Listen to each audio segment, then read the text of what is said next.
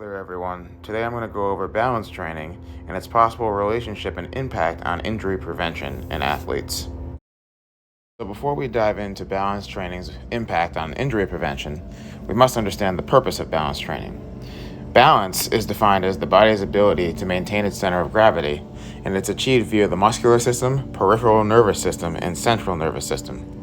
Balance training allows for optimal neuromuscular control and leads the muscles to work synergistically across all planes of motion. Balance training is also a major component for all movement, and is commonly used as both a preventative and rehabilitative method for athletes who have been injured. Balance training can impact injury prevention in a variety of ways, including restoration of dynamic stabilization mechanisms, improving neuromuscular efficiency, and enhancing the level of sensory input by muscular tissue. Maintenance of each of these variables helps prevent the likelihood of different joint compensations and physiological factors that could lead to injury. For example, if a joint lacks stability, the ability of the joint to maintain force and neuromuscular efficiency decreases. These issues lead to altered movement patterns during exercise, which really results in excessive tissue overload, which also increases the likelihood of sports injury. Current research has looked into the effectiveness of balance training regarding its impact on injury prevention. Brockman et al. 2017 found that regular balance training significantly reduces the incidence of sprains, dislocations, and ligament ruptures that take place at joints such as the ankles, shoulders, knees, and elbows. This is likely due to the fact that a stable, compact joint will be able to handle the forces placed upon it during sport activity. So, for example, stabilizing the knee joint will reduce the incidence of valgus knee angles, thus reducing the likelihood of an ACL sprain or tear from improper movement during explosive dynamic sport activity. By helping to reduce the likelihood of sports injury, balance training has also been proven to improve sports performance parameters as well. This is done by improving the joint's efficiency to distribute and produce force during a sport activity. Hamani et al. 2021 concluded that integrating regular balance training among athletes will result in acute improvements of an athlete's ability to change direction and produce speed and force. As stated before, there is a significant amount of current research that assesses the effectiveness of balance training regarding injury prevention and sports performance.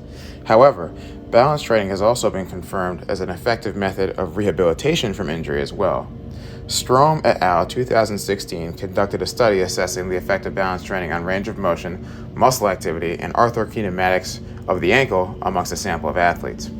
It was concluded that progressive balance training improved muscle activation within the ankle joint and improved both joint range of motion and arthrokinematics of the ankle. This training method was then deemed an effective method for recovery from sports injury and decrease the likelihood of future injury.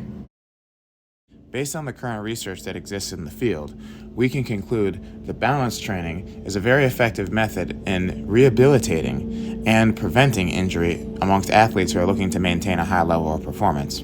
This can be achieved by preventing joint compensations and improper movement patterns that we should avoid during sport activity.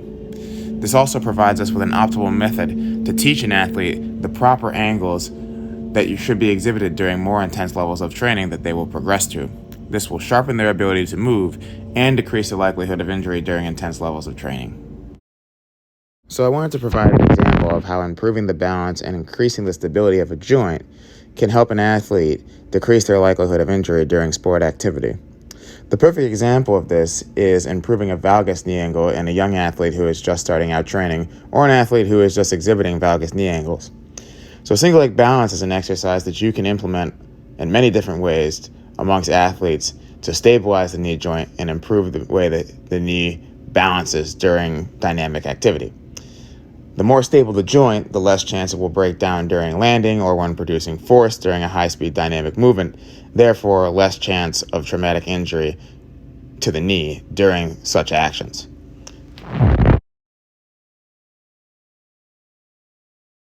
Below are also some exercises and different variations of single leg balance that you can implement with an athlete to help progress their balance training over a period of time. So based on the current research and practical application of balance training within the field, I think we can conclude that balance training is a very effective injury prevention method and has a positive impact on injury prevention overall. Here are the references that I used to make this assignment. Thank you for tuning in, and I hope it helped you understand balance training a little bit better.